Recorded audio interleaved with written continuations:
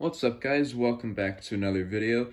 And today I got an early birthday present. My birthday's not even until next Saturday. I will be 17 though, so that's pretty exciting, I guess. But I got an early birthday present, and it is, well, you can tell by the title of the video already. It doesn't even matter. A Retron 3 HD. I paid 100 bones for this, as you can see on the price tag up there. I'd say it's a little bit overpriced. I honestly would have settled on like 70 or 80 for it, but from what I heard, this thing's actually pretty good. Back when this came out, like 5 or so years ago, I believe, when the HD version at least came out, because the Retron 3's been a thing for like a very long time, and I heard it was kind of bad, but even when the HD came out, I heard it was pretty bad, but I heard that they actually fixed a lot of the issues with the newer models. Like, they fixed the pin issues of it, like having a death grip, and like they fixed some sound issues and stuff, and they fixed the quality of the console itself and just the controllers in general. And I actually heard this is actually pretty good for playing games in HD. If you want to play some Genesis, NES, and SNES games. And also, I bought this because I will be getting an HD capture card very soon, and also because my Genesis does not play right with my Elgato, so yeah, I kind of need something else to also capture my video with. So this was very nice to receive as an early present, but enough of my jibber jabbering. I should also just unwrap it and open it. Also got a copy of Mario 3 to go with it too, although I can't really play it yet because it seems like it comes with a Genesis and SNES controller, but not an NES controller for some reason, so I can't really play this yet, but I'll get to it eventually. But yeah, let's slice this open.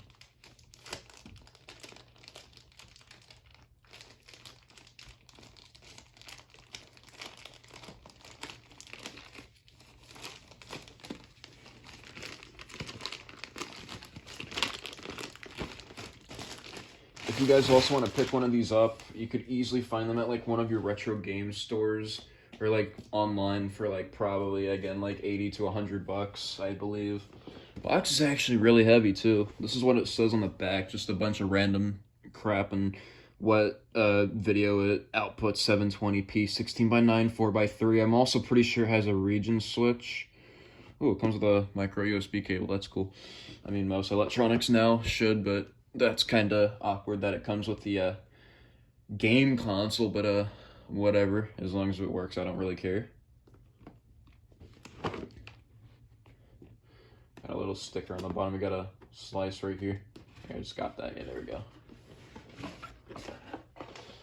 Oh, nice. It's actually a transparent console on the front. It didn't look very, can I shut the box again for a second, just to reference? It looked transparent on the front, but not as transparent it is actually in here. That's actually cool.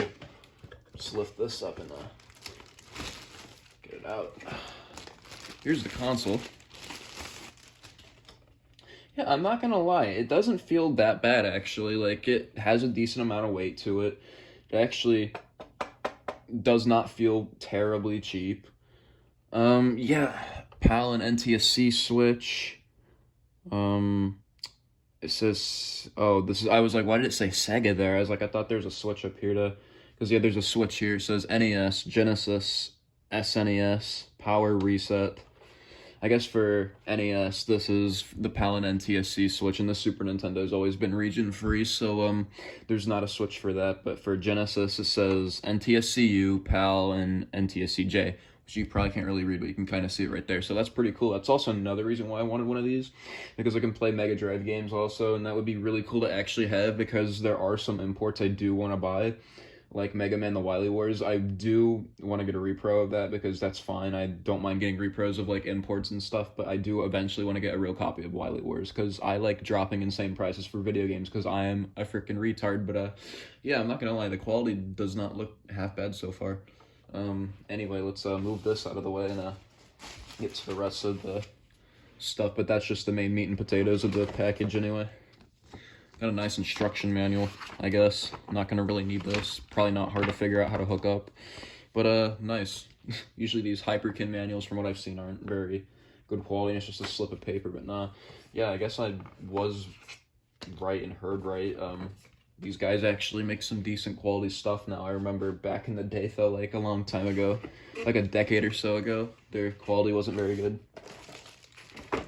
Here's our Genesis controller. How do I get it out of here? There we go.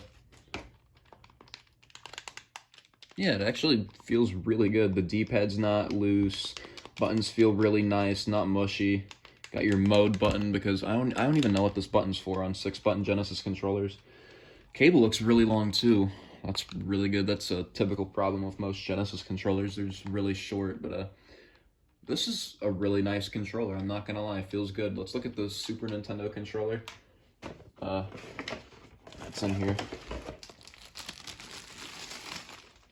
Get that out of here. Also the Super Nintendo controller doesn't feel half bad either. D-pad isn't mushy, buttons aren't mushy. Really good. Nice. I just really wish it did come with an NES controller. Because if it comes with a Genesis and SNES controller, I don't get why you can't use, like, it didn't come with an NES controller, but that's whatever, I guess. I'll just buy one some other time.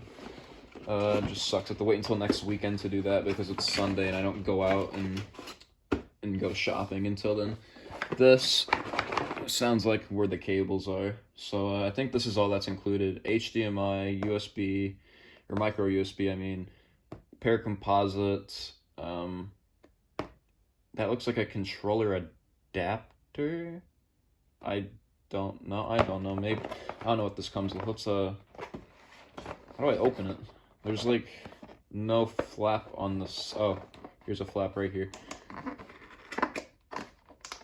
That looked like a controller adapter, so I could use the Super Nintendo controller on the NES games? I don't know. Oh, I guess, yeah, it does come with one. Okay, well, I guess it's not a problem then that it didn't come with an NES controller then. I guess that solves the issue. I guess that's a nice cost-saving thing to do, and it actually came with a power brick too, which is cool. Usually most devices now don't come with power bricks. They usually just come with like the thingy. That's like this. You got your composite video cables, HDMI. What does this thing do? Does it do S-video also? No, it doesn't. I was gonna say if it did S-video, that would be sick too, but no, it doesn't. It just does composite and HDMI, which is perfectly fine too.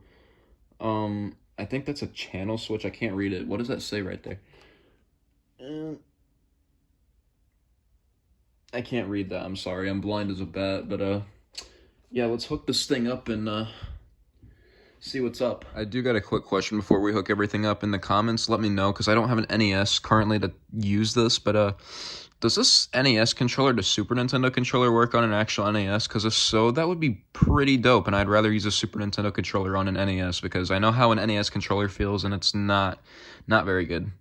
I'll just say that. Let's pop an NES game in first, because I don't have any Super Nintendo games right now. So I haven't really cleaned this yet, but it looks pretty clean already. So I'm just gonna give it a nice little blow, and then I'll pop it in.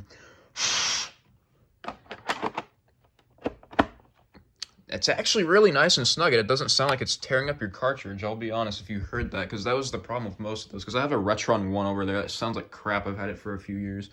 But let's power on and take a look.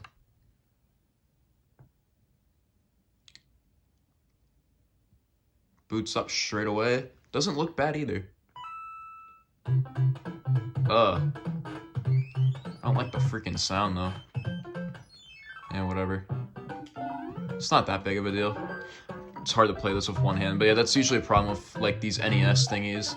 The video quality's not half bad though. It's usually on that Retron 1 over there that I have like sitting on the shelf that just collects dust. That it's like really bad at like with the video and such. But yeah, it looks like it works good. So reset. Looks like that works too. So that's cool. And then when you take out the games, can I do it easily? Oh yeah, it's actually really nice. But anyway, let's take a look at the Genesis games now. Let's just start out with Sonic 1, I guess, because what better game to start with other than Sonic 1? And get it in.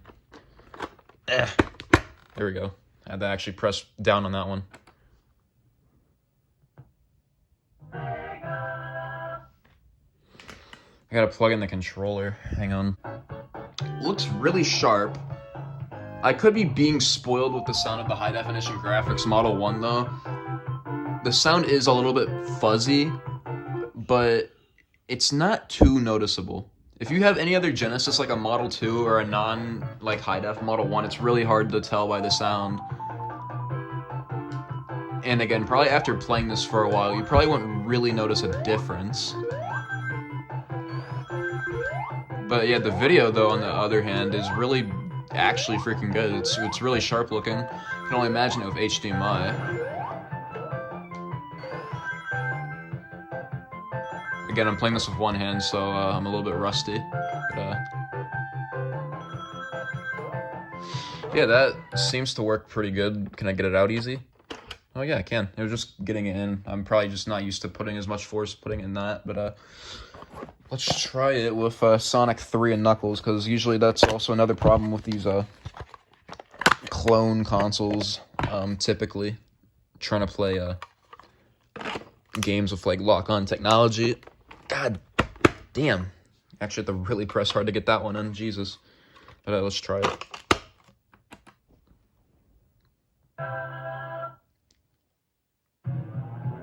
It actually works. Huh. That's actually really cool. It actually plays Sonic 3 Knuckles. That's actually quite impressive. Most of these clone consoles, again, don't really work with lock-on technology type games. That's actually really cool. Well, damn. That's cool. It actually works. Interesting. Again, I don't have Super Nintendo games that test the sound quality or the video quality, but the video quality so far, in my opinion, isn't half bad on this thing. Sound quality for Genesis is okay, but definitely not as good as the original. But NES, on the other hand, the video quality is also pretty good, but the sound quality is still pretty lacking. But the quality of the console in general, compared to any other Retron that I've ever seen or used, is actually pretty darn good. I'd probably give this, if you want to collect video games and get something cheap instead of collecting all the consoles, I'd probably give it like a 7 out of 10. Definitely gets the job done, so I do recommend this for the most part. And again, playing your stuff in HD is pretty cool too, so I hope you guys enjoyed. Comment, like, and subscribe, and I do recommend getting this. This isn't half bad.